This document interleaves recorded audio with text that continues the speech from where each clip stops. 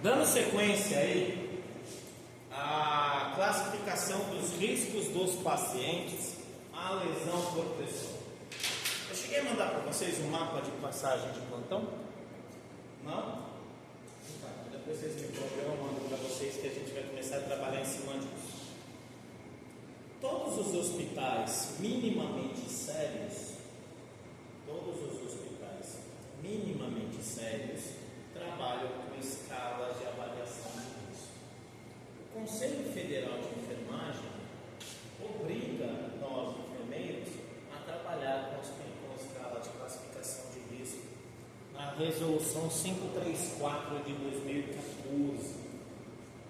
O que isso significa? Significa que mesmo que eu trabalhe numa instituição que não é séria,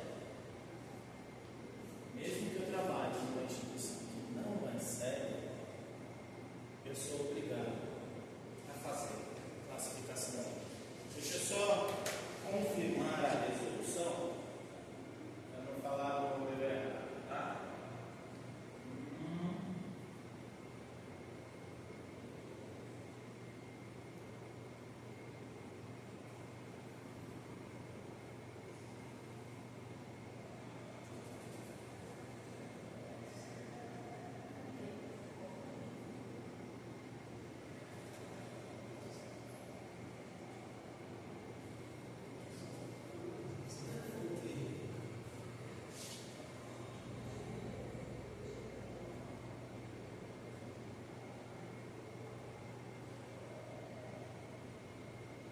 Resolução 501.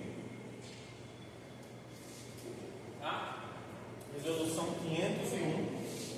Realizar e ações executadas e avaliadas no paciente quanto ao cuidado de feridas e estabelecer uma política dos riscos potenciais através de escalas validadas para a prevenção de feridas, elaborando protocolo institucional aplicando a escala de Braga. Resolução 501 de 2015. Ou seja, se eu estou numa instituição que não usa Braga, o conselho me obriga a usar. Se a sua instituição é ruim, você não tem a obrigação de ser ruim também, pelo contrário. Aí cai na frase que a gente sempre fala aqui, né? O errado é errado, mesmo que todo mundo faça. E o certo é certo, mesmo que só você faça. Então, esse Braden é uma ferramenta clínica, uma escala de avaliação dos pacientes. Porque nós olhamos lá para o paciente e falamos assim: ok, ele tem um risco de lesão por pressão, mas existe uma metodologia científica validada e reproduzível que faz com que eu encontre um resultado bem parecido com o seu resultado. E hoje, no mundo inteiro, nós executamos Braga. Quem é Braga? É essa mulher. Acho que ela morreu em 2021, 2022, na pesquisa que eu estava olhando. E ela criou essa escala em 1987. Normalmente você cria essa escala em projeto de doutorado. Isso que ela fez em parceria com seu pesquisador. Provavelmente foi eu não li a pesquisa original, que foi a orientadora. Normalmente esse é o caminho. E essa escala foi validada para nós usarmos aqui no país por essa enfermeira aqui, lá na escola de enfermagem da USP. É onde eu estudei. Lá na minha antiga casa. Hoje a minha casa é aqui. Aqui está a referência do projeto de doutorado dessa mulher. Tá bom? E o objetivo é padronizar o que? A avaliação do risco e não o protocolo de prevenção. O que eu quero saber dos pacientes que estão internados na minha enfermaria, dos pacientes que estão internados na minha UTI, dos idosos que moram na minha casa de repouso. Qual é o risco dessas pessoas desenvolverem lesão? Que ela colocou em hospitalizados, aí mas isso é expandível para a casa de repouso, para como quer também. Tá? Aqui o nosso foco continua sendo a enfermaria, mas essa escala nós usamos em várias unidades, vocês vão ver. Mas eu sempre vou usar uma unidade onde o paciente esteja internado.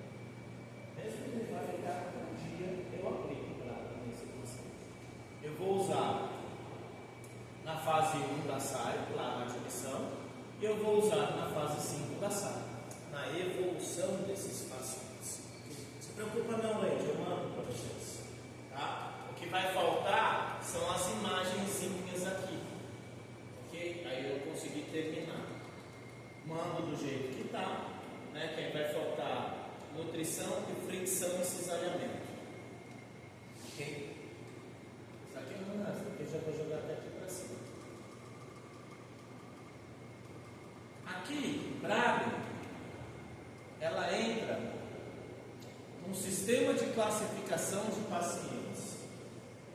Eu disse para vocês que eu iria trazer um pouco de gestão para a nossa disciplina. Nós somos enfermeiros, eu não faço só clínica, eu gerencio. Então, quando eu aplico o Braden, eu entro nesse sistema maior, que é classificar os pacientes que estão sob os meus cuidados. Aqui nós também vamos aprender a aplicar Fulgrim e também vamos aprender a aplicar Glasgow. Vamos aprender nesta disciplina a aplicar essas 3 escalas. Professor, existem mais escalas? Sim. Nós vamos aprender as outras escalas aqui. Pode ser que a gente aplique Norton também. Tá? Então nós vamos nesses sistemas de classificação, nós vamos agrupar os pacientes pelo grau de dependência, pela complexidade clínica, pela complexidade de cuidados, e Braden entra aqui, pelos riscos de complicações ou eventos adversos. Ok? E aí, isso vai direcionar as minhas assistências e os meus cuidados, né, quanto aos procedimentos que vão ser executados. Então, aqui alguns exemplos de escalas. Ok? Como eu falei, pode ser que a gente aplique Morse. Hoje nós vamos falar dessa escala. Tá? Outras escalas, nós também vamos aprender esta escala aqui. E nós também vamos aprender esta escala, ok? No curso, nessa disciplina. Bom? Então hoje nós estamos aqui em Braden. Todas as escalas vão ser usadas nessas 2 fases. Ok? E aí, o resultado da escala vai me gerar ações preventivas. Trabalhinho de casa para vocês. Foi o mesmo trabalhinho de casa. Inclusive, está na aula, quando eu pedi para a galera do outro. Tá aí, só para não dizer que eu estou mentindo. Ok? Eu vou pegar esses trabalhinhos que eu estou pedindo para vocês, e aí vai ser o trabalho do segundo bimestre. Tá bom? Ao invés de eu pedir um trabalho que vocês mandarem, não, vai ser isso daí. Tá? Então já anota o segundo trabalhinho. Quero que vocês procurem os protocolos institucionais para cada classificação de Braden. Porque Braden é classificada desse jeito.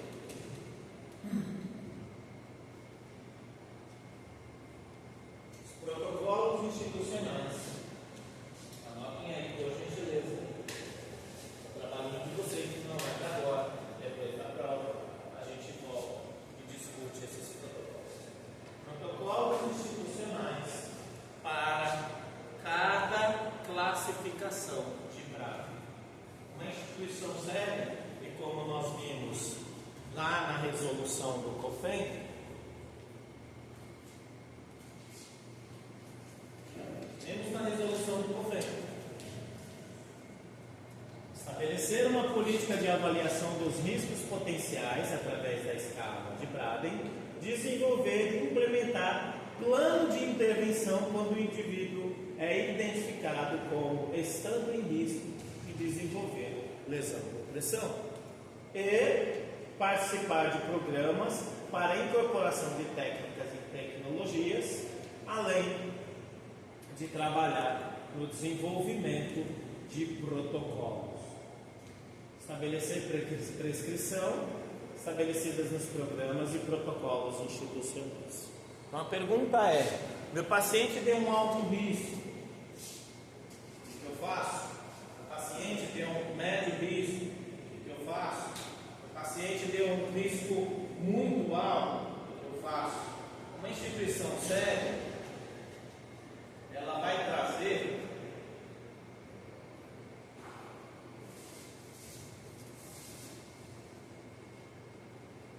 uma instituição séria, ela já vai ter os protocolos padronizados. Mas pode ser que a gente trabalhe numa instituição que não seja tão sério assim. Ou pode ser que vocês se juntem como colégio de turma e abram uma casa de repouso de vocês. E se vocês acabaram de abrir a casa, óbvio que não vai ter protocolo nenhum. Vocês vão ter que criar. Okay? Se vocês se formarem e procurarem emprego, vocês podem abrir. Bom? Então é isso. A pergunta é: o que se já está documentado? Aí sugiro vocês procurarem nos hospitais de referência. Sugiro vocês procurarem no Einstein, no Sírio, no Oswaldo Cruz.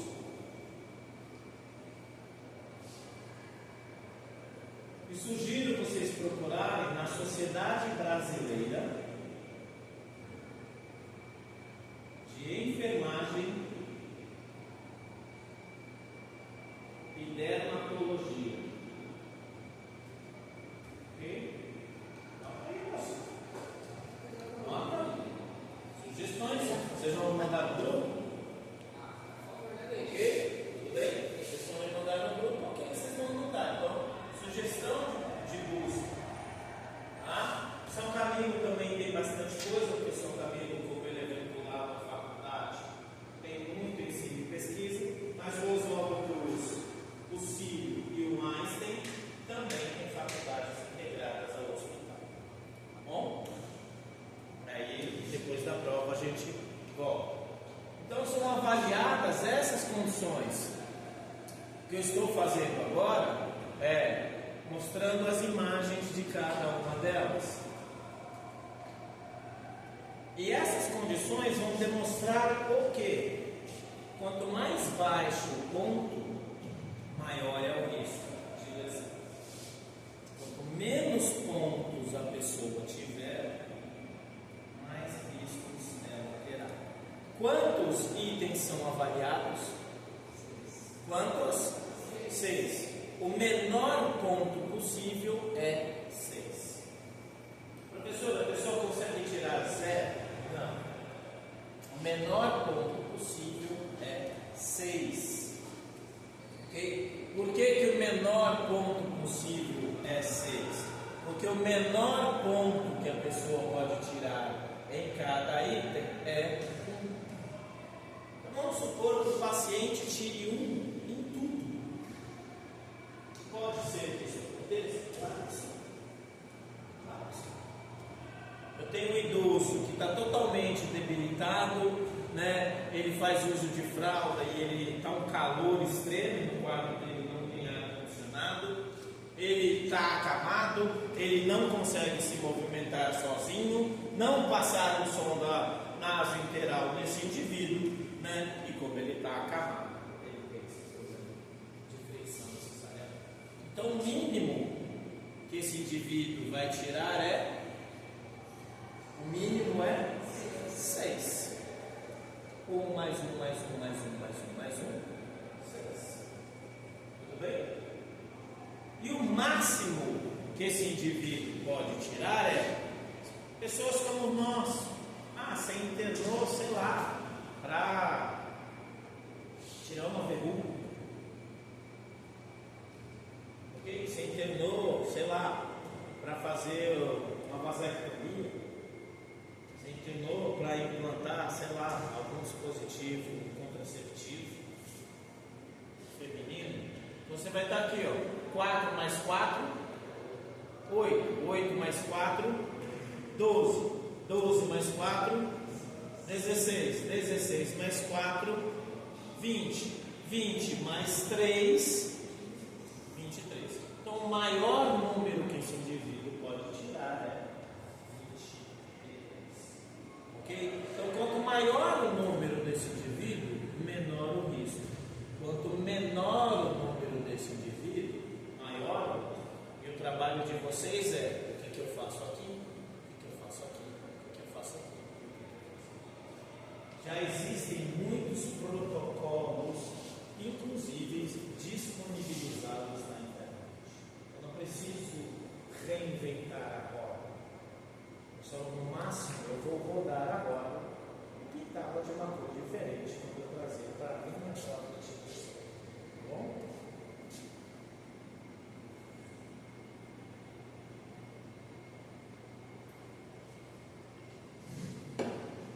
Ontem eu lembrei de você. Eu fui um short do Dr. House.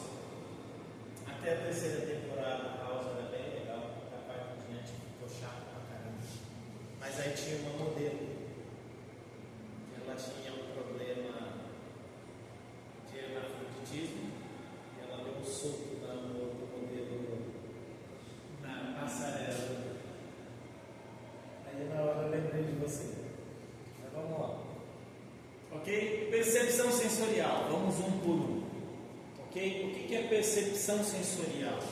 É o quanto a sensibilidade deste indivíduo está preservada, o quanto ele percebe desconfortos, o quanto ele percebe dores, o quanto a interação sistema nervoso periférico e sistema nervoso central está preservada.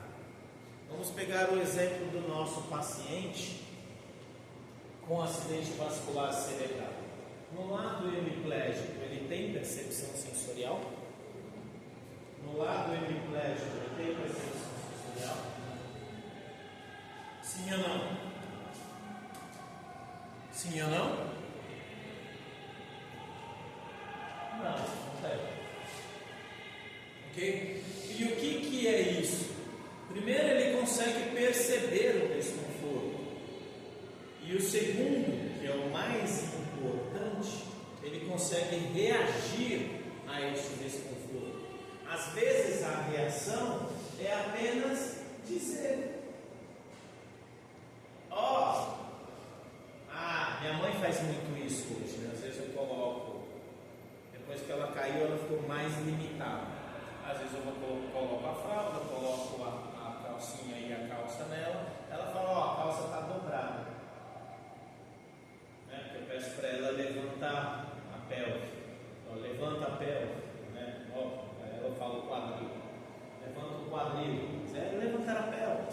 Simplesmente você dobra a perna e projeta, né, o glúteo, a pelve para cima, tirando o glúteo da cama. Aí eu coloco a calça nela. Às vezes eu ponho a calça, porque como ela caiu, está mais debilitada, ela levanta pouco. E aí eu não consigo chegar até as costas. E aí ela fala: está dobrada a calça.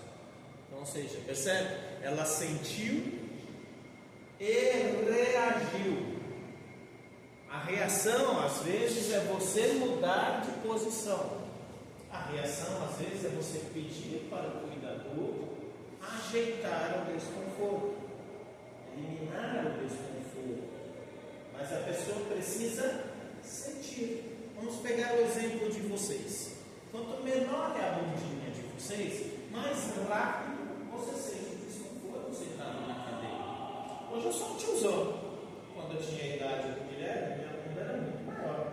Né? Aí você vai envelhecendo, a bunda vai diminuindo. Faz parte da natureza, filho. Né?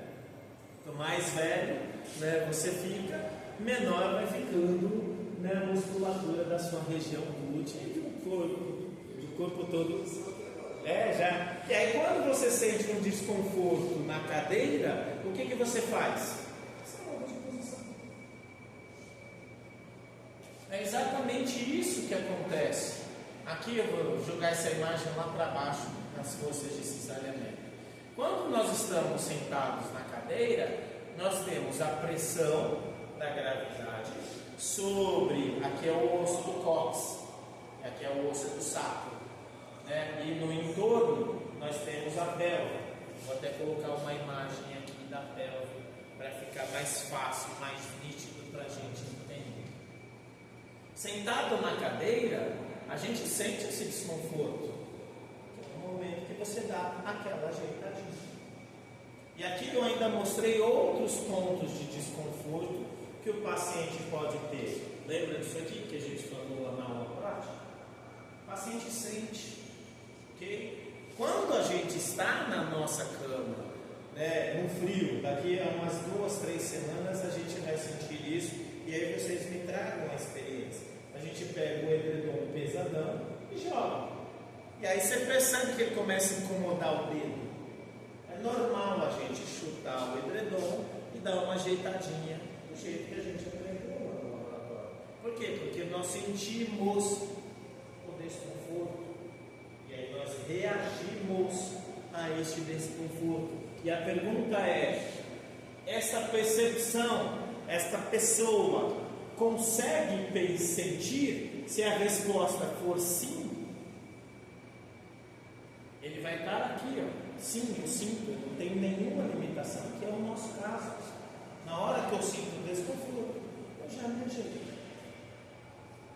Ah, eu tenho uma leve limitação, por exemplo, eu estou meio sedado, ou estou num quadro infeccioso e estou muito cansado. Vou pegar o nosso exemplo de pessoas normais, né? Apesar que a geração de vocês compara. Quando a minha geração analisa a sua geração, para nós vocês não são normais. Quando vocês analisam a nossa geração, para vocês nós não somos normais. Que eu já ia falar, naquele momento que você chapa o coco, né, e bebe um pouquinho a mais, a sua percepção vai estar aqui, ó, dependendo da quantidade de álcool que você jogou. Aí vai pensar, vamos ver.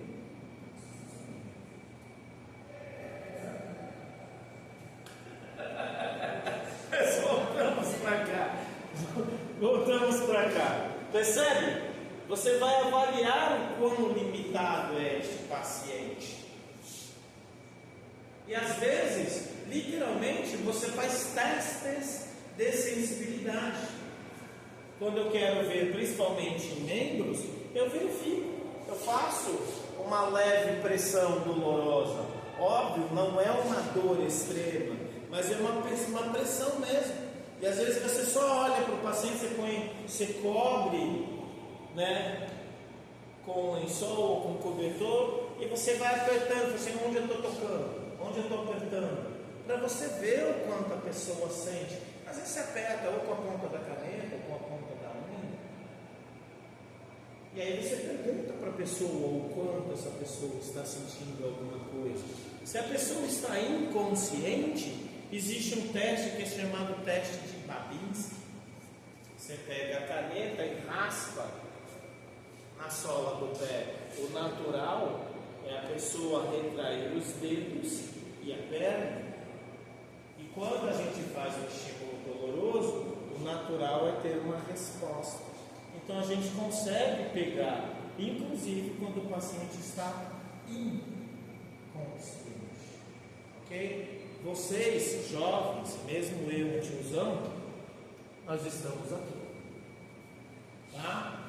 E aí eu que quero que fique claro para vocês: quanto mais idoso for uma pessoa, menor é a percepção sensorial. Por quê? Porque o nosso corpo é programado para se deteriorar. A ciência trabalha para mudar este programa, mas o programa é esse. Qual que é o programa?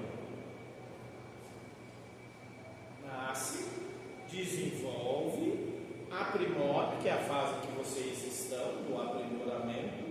A fase do aprimoramento chega ao término na fase que eu estou, e a partir da fase que eu estou, que eu vou fazer 50 anos, começa a fase de deterioração.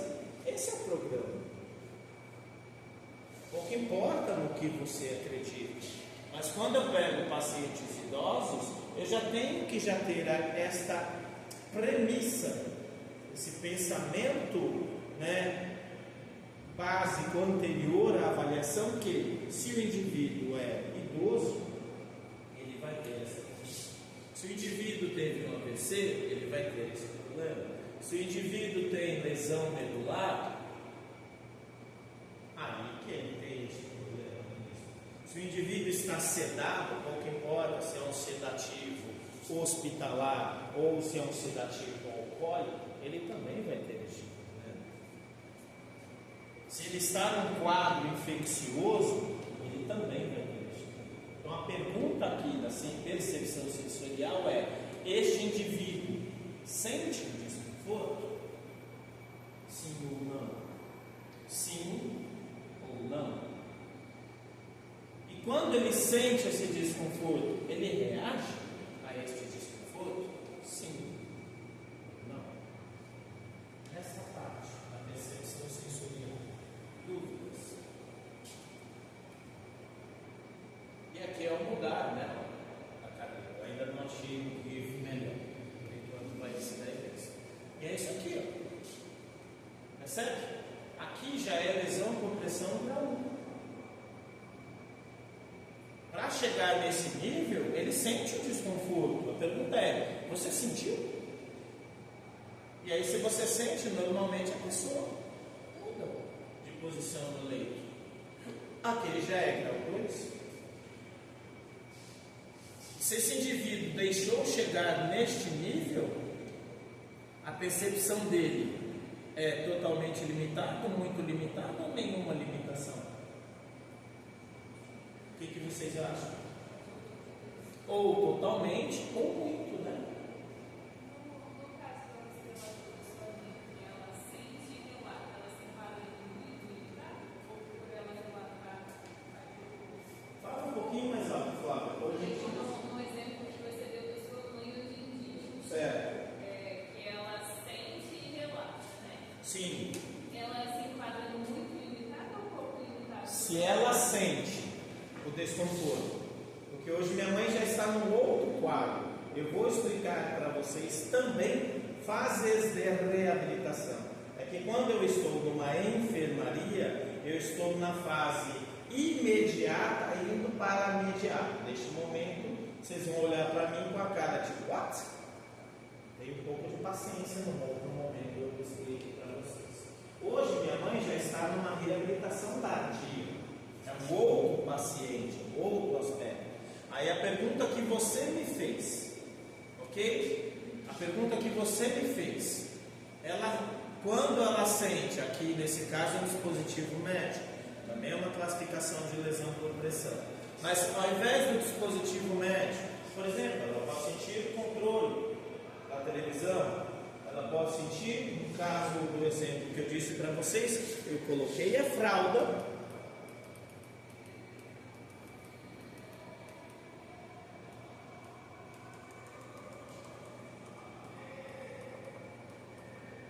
Coloquei a fralda, coloquei a calcinha, e no momento que eu fui colocar a bermuda ou a calça, ela sentiu o elástico da bermuda ou da calça. Normalmente com a minha mãe eu uso de moletom, né? Ou aquelas bermudas também nessa malha tipo moletom. Então tem aquele elástico, e aí ela sente o elástico aqui, e aí ela diz para mim: está dobrada a calça ou a bermuda. Para você, quando ela diz isso para mim, é totalmente limitado, muito, pouco ou nenhum? Eu acho que é pouco. Mas eu estou na dúvida exatamente por isso. Ela relata, mas ela não consegue se mexer. A pergunta aqui, este item, percepção sensorial, ele vai avaliar a sua capacidade de mudança ou apenas a sua capacidade de sentir? Capacidade de sentir. E nenhuma limitação? Neste caso é nenhuma. Por quê? Porque no momento que eu acabei de colocar e ela acabou de encostar, né, a região glútea na cama, ela já fala, ó, tá dobrado. Ela nem me deixa terminar. Ela não me deixa terminar. Ao contrário, ela fala, você não vai fazer, porque nós temos outros itens que são avaliados. Nós temos atividade e mobilidade. Tá? Então, para não criar a confusão, vamos melhorar a frase aqui com base no seu questionamento. Ok? Para não criar confusão.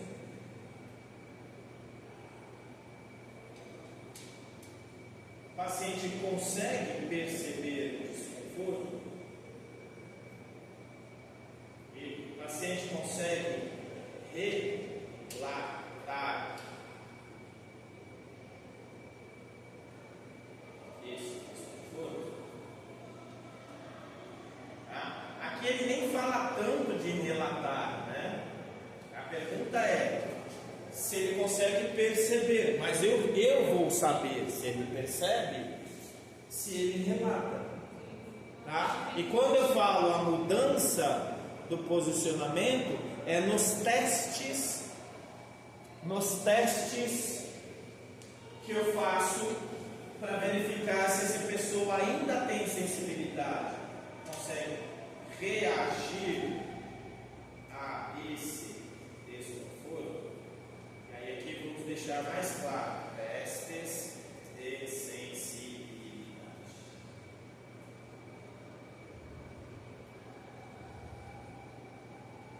Ok?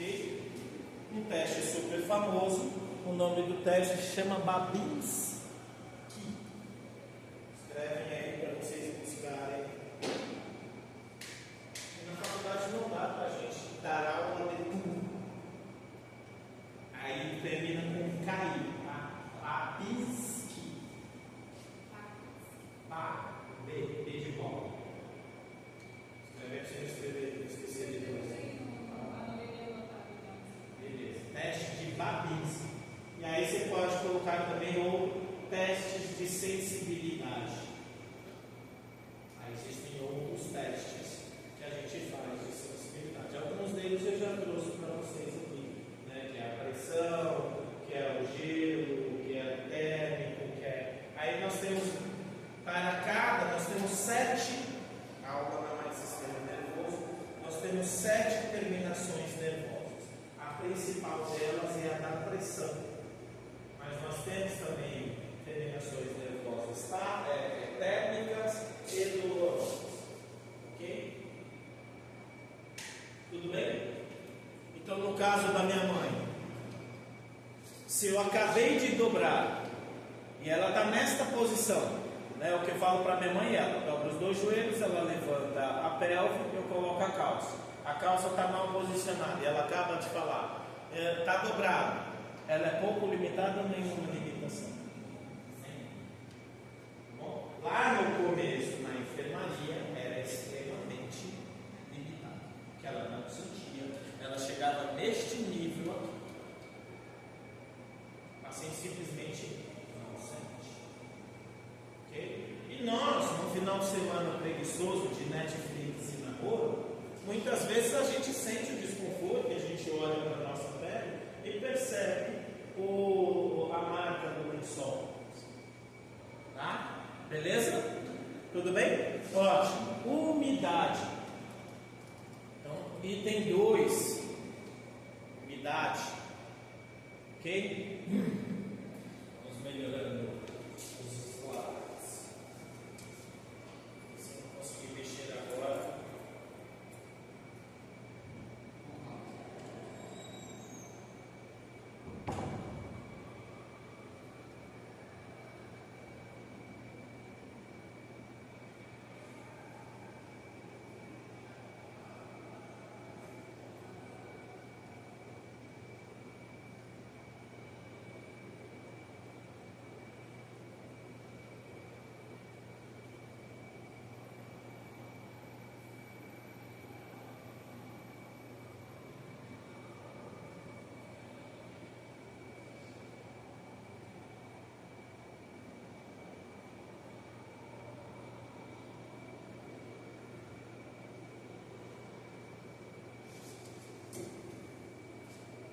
umidade. A pele desse paciente, quando eu falo umidade, a minha pergunta é sobre a pele do paciente. A pele desse paciente está exposta a líquido, e aí esse líquido pode ser qualquer líquido, pode ser suor ou pode ser urina. Quando eu digo qualquer líquido, pode ser, por exemplo, soro, pode ser líquido da dieta, pode ser água que o paciente foi beber e ele deixou cair. E às vezes o paciente não disse, né? Num suor normal, essas são as regiões em que a gente tem um grau de suor extremamente alto.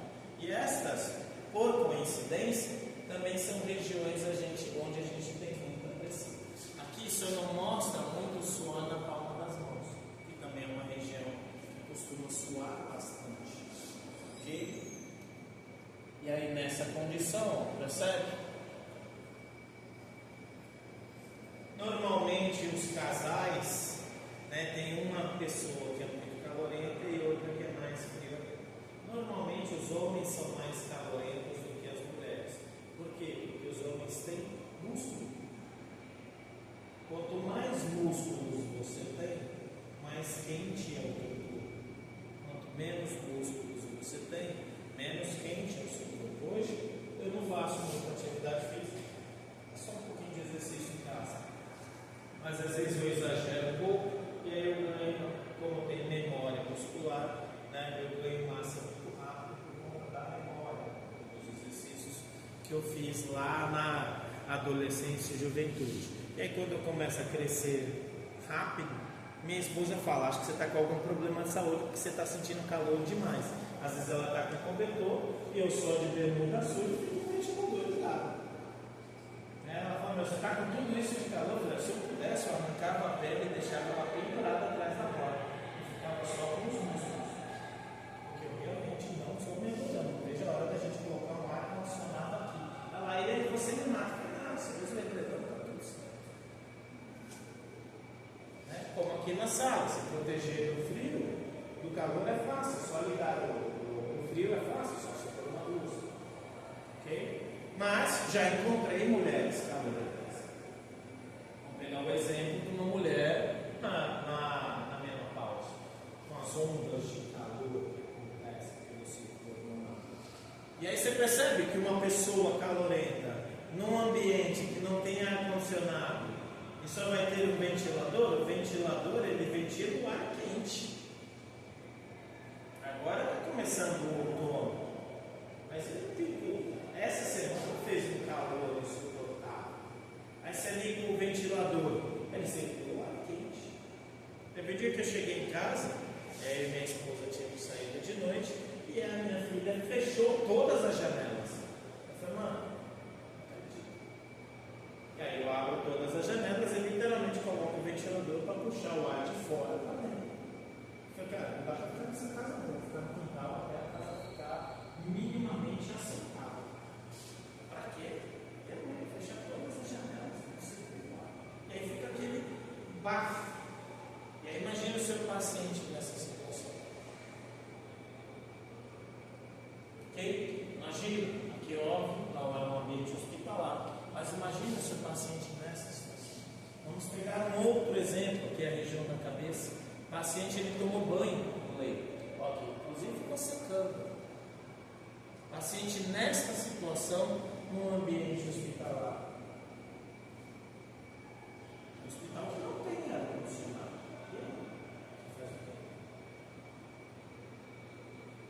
Camisetas de academia, hoje são as camisetas dry, né? Elas não seguram o suor. Quando eu saio e quando eu estou malhando, eu gosto das camisetas dry, vocês já me viram usando aquelas de manga comprida. Eu literalmente vou no banheiro, olho, tiro o excesso e visto. Porque eu sei que em menos de 10 minutos ela já vai estar seca e o meu corpo vai se ressecar. Mas e aqui? Faz o quê? Um paciente nessa situação. Percebe? E tem momentos que às vezes a gente deixa o paciente praticamente todo exposto. E aí você vira o paciente, as costas dele estão todas.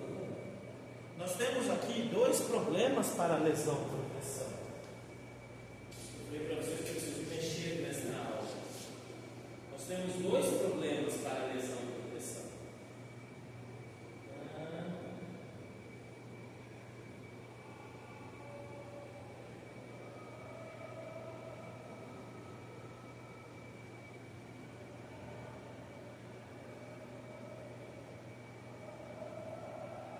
E aí foi a aula que você assistiu à noite. Nós temos dois problemas para a lesão por pressão aqui. Nós temos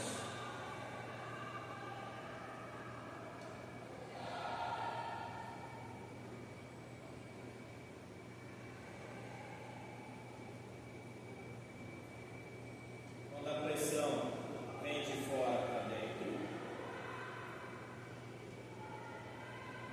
e quando a pressão vem de dentro para fora.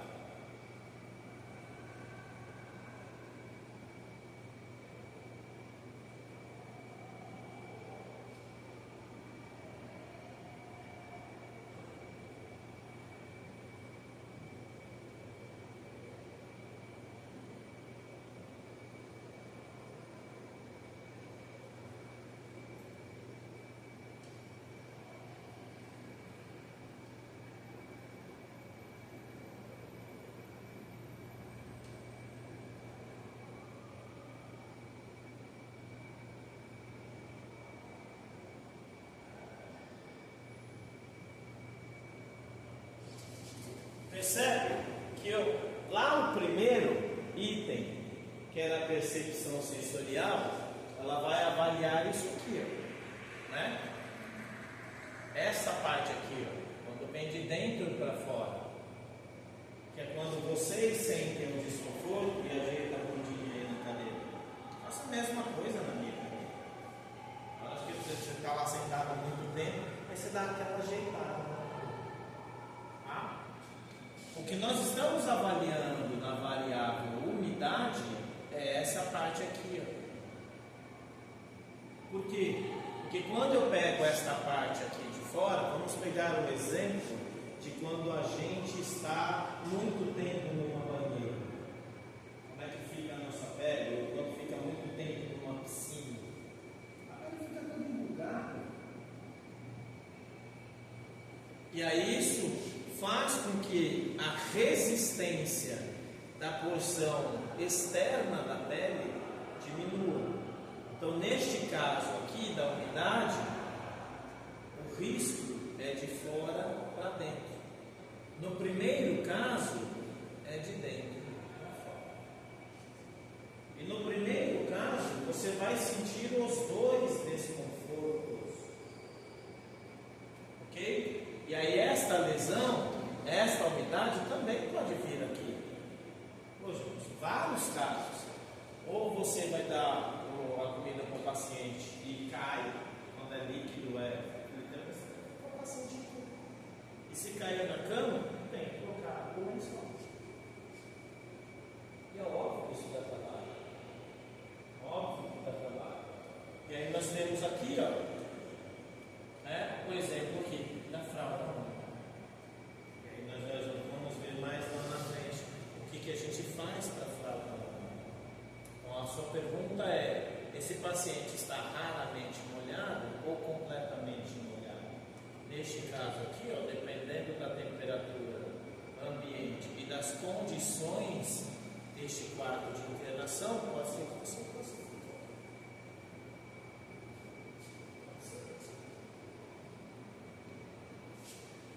Ok?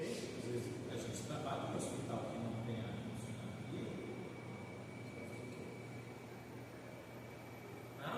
Então, esse é o nível de classificação que você tem.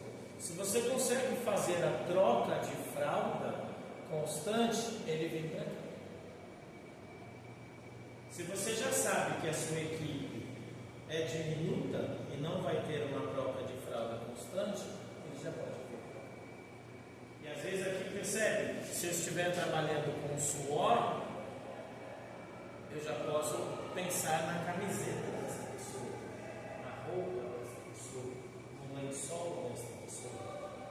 E o mesmo princípio se aplica, por exemplo, no banho. Às vezes o paciente toma banho e deita com a cabeça molhada.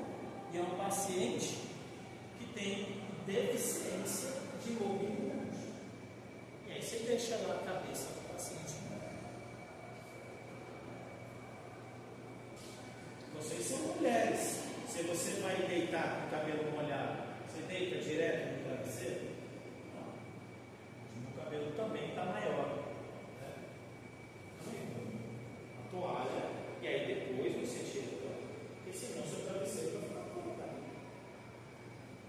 Tudo bem? Ficou claro o que é este avaliação da unidade? Percebe que uma avaliação complementa a outra, mas são avaliações independentes. E aí, quanto maior o número, menor o risco. Quanto menor o número, maior o risco. E aí agora nós pegamos uma pessoa, para eu quero saber qual é o nível de atividade desta pessoa. E aí estou pensando em atividade física. E aí atividade física eu estou pensando, essa pessoa consegue caminhar sozinha?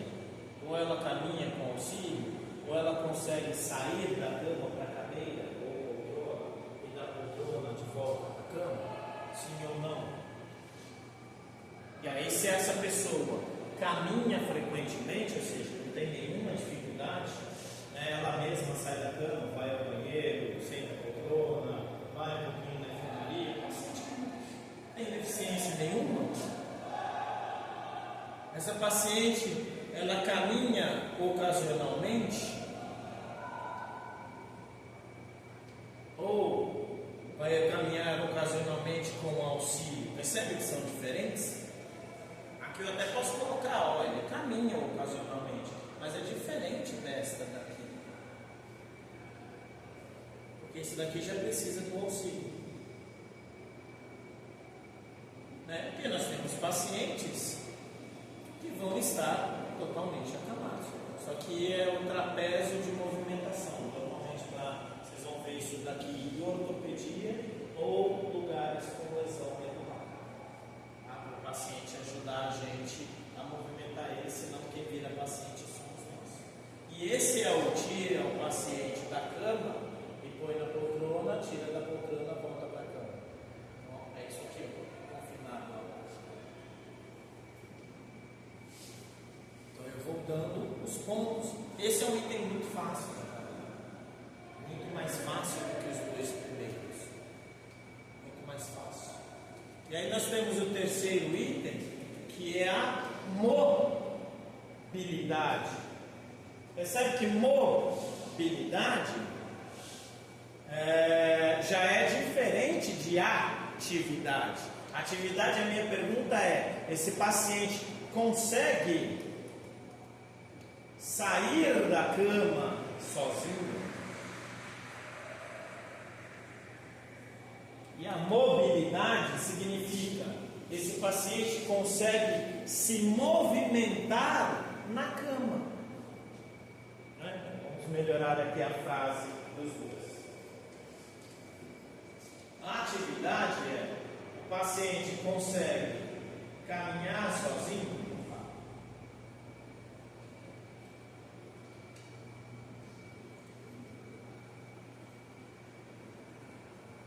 Caminhar sozinho?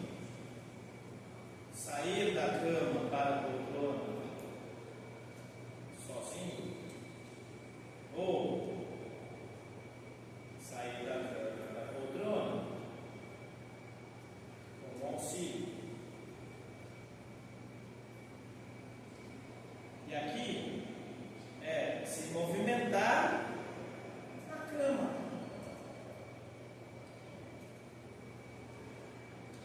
E às vezes você tem aqui também se movimentar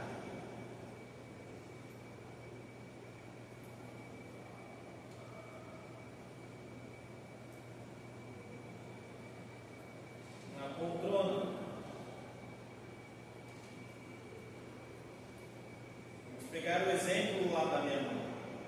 Quando eu comprei uma poltrona para ela, quando ela foi para casa, você compra a poltrona por por quê? Porque aí vem a experiência do enfermeiro. Eu sei que eu preciso tirar essa pessoa da cama. Eu preciso trabalhar, né, fortalecimentos musculares e o retorno dessa pessoa à atividade. Vocês também vão chegar neste nível de eu sei disso. Isso não é inteligência, isso é apenas experiência.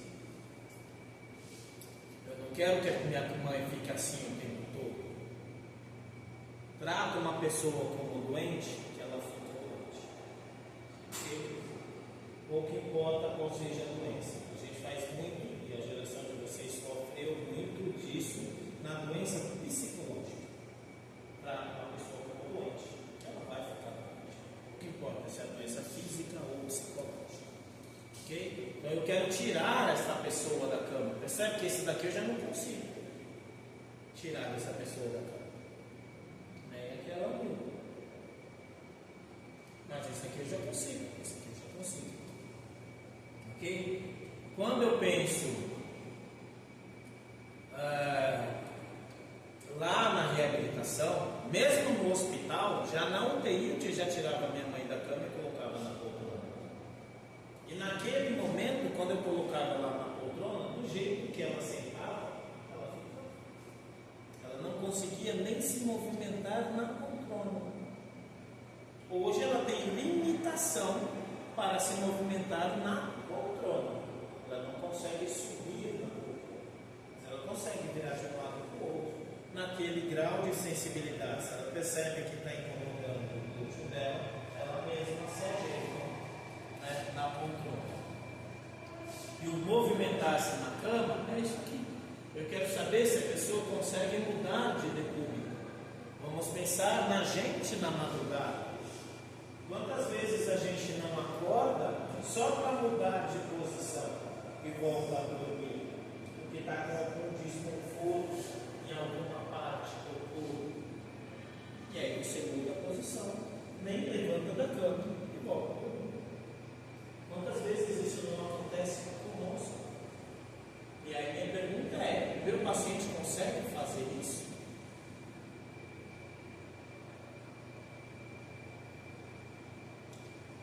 Esse aqui foi um programa que eu fiz para uma casa de repouso que eu trabalhei de um amigo meu. Chamei o programa de Vamos Olhar. E aí eu fiz essas imagens. Quem finalizou a arte foi a minha filha. Então me ajuda a finalizar a arte, que ela trabalha com design gráfico, mas na época ela estudava.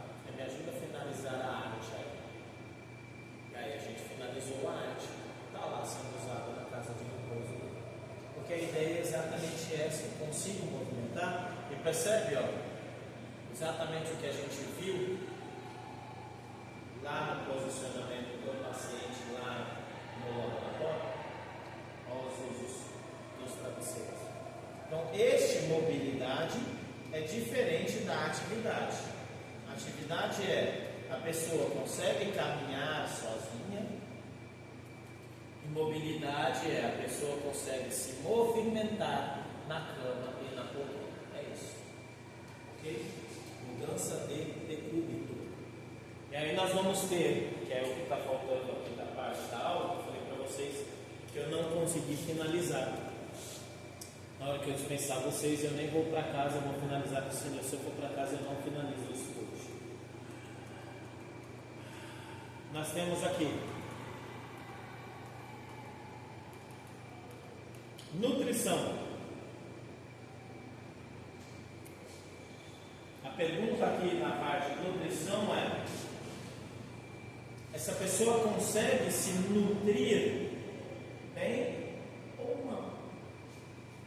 E aí quando a gente pensa em nutrição, eu penso nisso aqui, ó. A pessoa come sozinha? Ela precisa de ajuda para comer? Às vezes eu tenho um paciente que está tão debilitado, mas tão debilitado, que ele não consegue comer porque ele está muito fraco. Está numa guerra imunológica muito intensa. Vocês tiveram vídeo comigo, né? Microbiologia. A infecção é tão severa que está gastando demais a energia. falamos sobre isso. O paciente não vai ter força para comer. Muitas vezes você chega e recebe da dieta uma dieta geral. Está escrito pelo médico, dieta geral. Só que o nutricionista vai me mandar arroz com feijão e bife. Aí você fala: oi, Nutri, tudo bom? Tudo. Aqui é o Vitor, enfermeiro da UTI, no nosso caso, enfermaria. Aqui é o Vitor Marques, enfermeiro da UTI, da enfermaria, sei lá, terceiro B. Tudo bom? Tudo.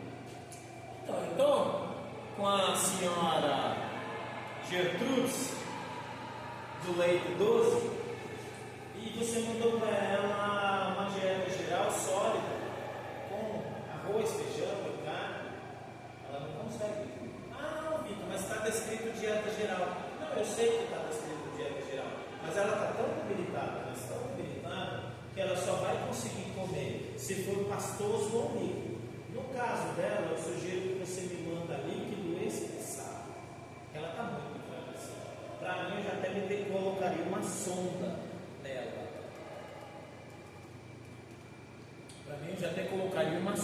nela. Mas eu ainda não tive autorização do médico. Já conversei com ele, vou conversar de novo. Mas enquanto isso não acontece, você pode me mandar uma dieta pastosa? Percebe? A Nutri não está vendo o paciente.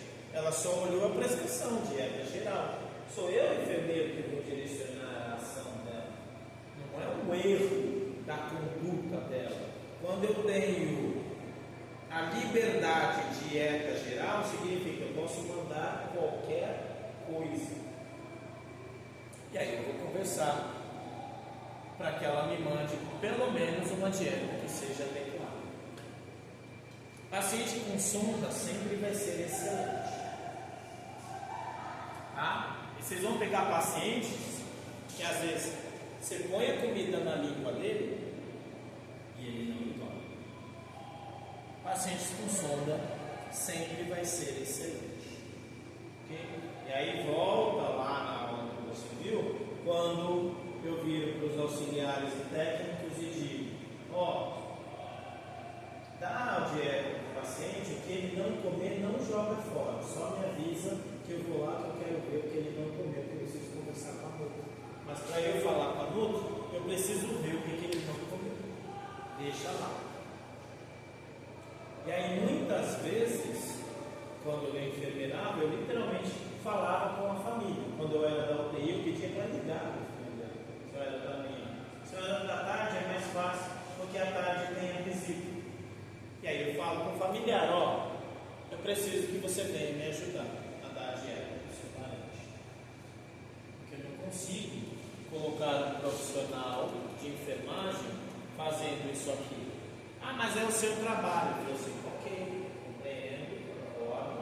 Mas a sua mãe, ela vai demorar aproximadamente 1 hora, 1h30 para comer essa tigelinha de sopa. Profissional, 1h30 para dar dieta para o seu paciente. O que o hospital me fornece não é suficiente. Não sugiro que você faça isso. E aí eu abri a exceção para a pessoa de dar a dieta para o paciente. Ficou claro o que é essa dieta? E fricção e cisalhamento é o único item que não tem coágulo. É o único item que tem ou risco ou já tem problema. É o único item que tem apenas avaliação de 3 pontos. E fricção e cisalhamento é exatamente isso aqui. O que é fricção? Fricção foi quando eu peguei o Guilherme lá no leito e ficava puxando ele para cima e puxando ele para baixo. Quando raspava a cabeça é menos comum de raspar. O que costuma raspar é o calcanhar e a região glútea. Porque vocês fizeram os testes de movimentação. Uma coisa é levantar a Flávia e a Ana, que pesa 50 quilos. Outra coisa é levantar eu, que peso 90, 92. Existem ainda pacientes muito mais pesados.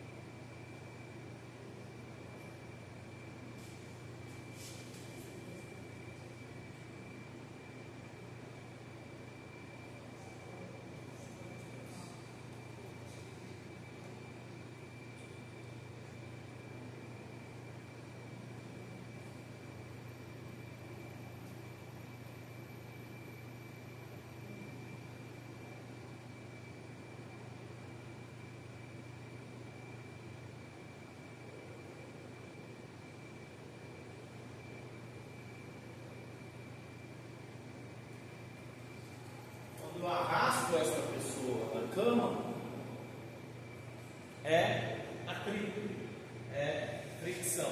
Então vocês vão decorar fricção como sendo atrito. E o atrito não é ruim, tá? Normalmente as pessoas falam assim, para que existe o atrito? Meu filho, se não tivesse atrito, esse paciente ia parar onde? Na porta. Se não tivesse o atrito, você também não consegue sentar numa cadeira. O atrito não é o problema. O problema é quando eu fico forçando esse atrito. E a fricção, o cisalhamento. O que é o cisalhamento? O cisalhamento é a bomba dobrando na cabeça.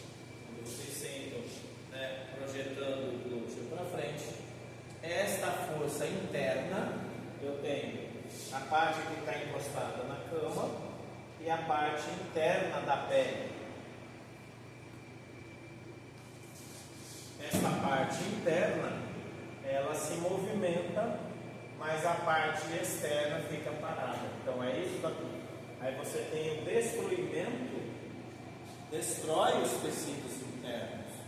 Eles existem, forças para se manterem unidas. Okay? Eu não aprofundei com vocês a aula de fisiologia do sistema tegumentar. Lá, aqui na região da epiderme tem os 10 mussomos, e aqui na região da derme nós temos as fibras de colágeno e fibras de elastina, que segura mesmo essa estrutura, só que elas têm uma certa força. Quando isso fica muito tempo, essas estruturas destroem, e aí você tem a lesão interna. Quando você chega numa lesão interna, às vezes você chega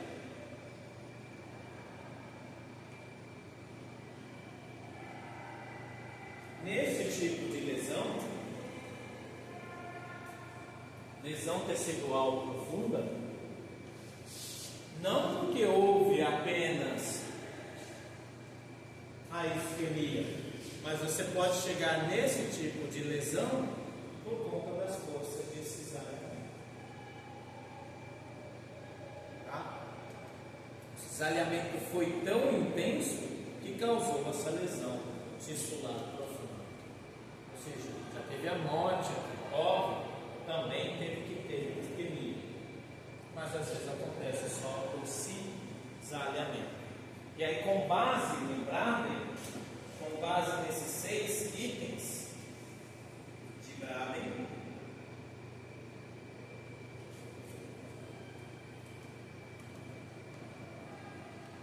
eu dou um número. E aí nós temos esta classificação para cada número. Quando o indivíduo tem o número 6, nós já vimos que o 6 é o mínimo. Até 9 pontos, risco muito alto. E aí o protocolo que vocês vão mostrar, o que se faz nessa situação? Quais são as medidas preventivas para esta situação? Quando o número é 10 até 12, o risco ele é alto. A variação aqui é de 3, né? Aqui a variação é de 2. Quando o risco ele é moderado, aqui também a variação é de 2, né? 10, 11, 12, 3 pontos. 6, 7, 8, 9, 4 pontos. 13, 14, apenas 2 pontos. O risco moderado é o que tem a menor variação. Aí depois ele aumenta de novo. 15, 16, 17, 18, 4 pontos. 19, 20, 21, 22, 23, né? 5 pontos. É onde a gente tem a maior variação. Onde vai ter a menor variação pela escala é aqui. Professor, quem fez estes números? Essa mulher, no projeto de doutorado, conseguiu provar, através da pesquisa de campo, que quando o paciente está aqui, a chance desse indivíduo ter uma lesão por pressão é muito alta. Você coloca, percebe que ele vai se associar ao diagnóstico de risco de Nanda. Então a gente até pode mexer aqui. Risco de LPP muito alto,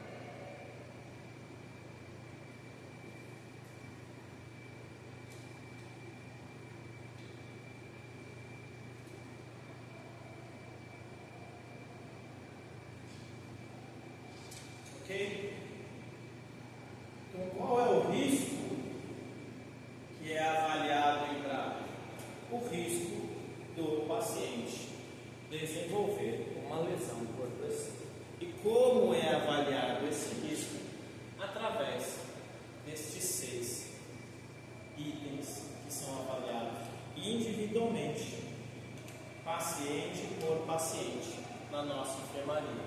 E quando eu avalio o grado? Eu avalio quando eu admito este paciente. E eu avalio quando eu evoluo este paciente. Lá no papelzinho que eu te dei na quinta-feira, está lá o número do score. Na prática, vocês vão ser obrigadas a decorar apenas o número. Na sua evolução, você pode escrever. Ok? Vocês guardem um quadrinho mostrando os números para vocês, até vocês conseguirem decorar. Ok? Chega uma hora que decora, de tanto usar, decora. Com relação à avaliação do risco de lesão por pressão efetuadas pela escala de Braga. Dúvidas? Angústias? Frustrações? Bom final de semana.